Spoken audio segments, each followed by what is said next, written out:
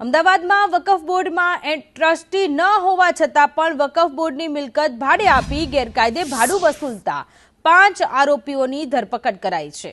આરોપીઓએ ₹100 કરોડની મિલકત પર છેલ્લા 20 વર્ષથી કબજો જમાવ્યો હતો। વકફની જગ્યામાં મકાનો અને દુકાનો બાંધીને પોતે જ ટ્રસ્ટી હોવાનો દાવો કરીને ભાડા વસૂલતા હતા।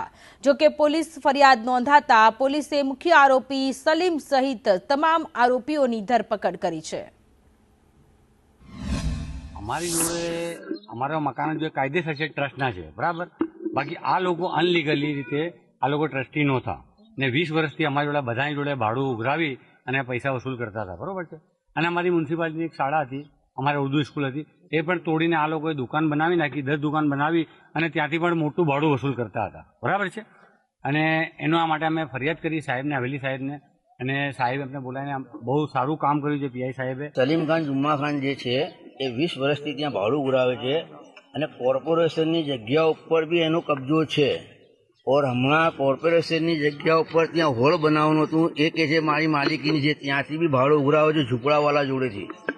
ઓર ત્યાં લગભગ 100-150 ઝૂંપડાઓ બનેલા છે। ત્યાં બાજુ સ્લોટર હાઉસની પાછળનું ભાગનું છે મુંડા દરવાજા, ત્યાં બહુ મોટું કોર્પોરેશનનું ખુલ્લો પ્લોટ છે, ત્યાં બી સલીમ ખાન જુમ્મા ખાનનો કબજો હતો ને હાલમાં બી ત્યાંથી એ ભાડું ઉઘરાવે છે। આની પાસે गुंडा तत्वों लुखाओ ત્યાં બેસે છે कुर्सी ऊपर। आगे हमारा जो मेन इन्वेस्टिगेशन है ये है कि उसने कितनी गलत तरीके से प्रॉपर्टी को एक्वायर्ड किया है, उस एक्वायर्ड को सीज करना और वो जो है वो मेन जो ट्रस्ट के लिए और लोगों के लिए वो प्रॉपर्टी वापस जा पाए, वो हमारा मेन एक्शन है। स्कूल के साथ जो डील हुआ था उसमें मेन प्रॉब्लम ये था कि यहाँ ब्रीच ऑफ कॉन्ट्रैक्ट है। स्कूल के साथ जो किया गया वो ट्रस्ट के साथ वो ब्रीच ऑफ कॉन्ट्रैक्ट है, लेकिन वहां पे 10 इलीगल कंस्ट्रक्शन किए गए हैं और उस इलीगल कंस्ट्रक्शन का भी रेंट इन लोगों ने लिया है। तो वो जो एएमसी के साथ है वो ये मुद्दा जो उनके साथ भी पेश किया जाए।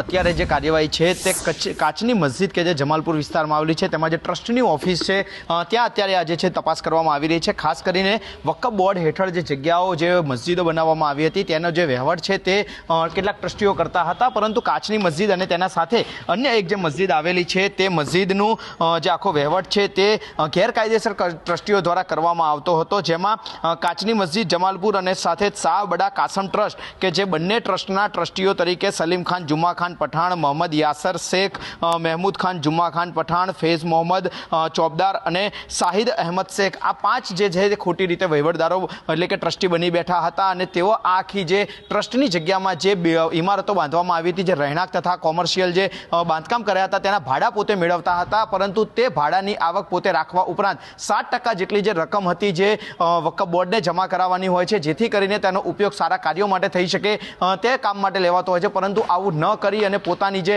100% આવક હતી પોતાની પાસે રાખતા હતા। માટે પોલીસે 5 આરોપીઓને સાથે રાખી જે ટ્રસ્ટની ઓફિસ છે તેમાંથી જે ફાઇલો સહિતનો જે મુદ્દામાલ છે તે કબજે કરવાની અત્યારે તપાસ શરૂ કરી છે।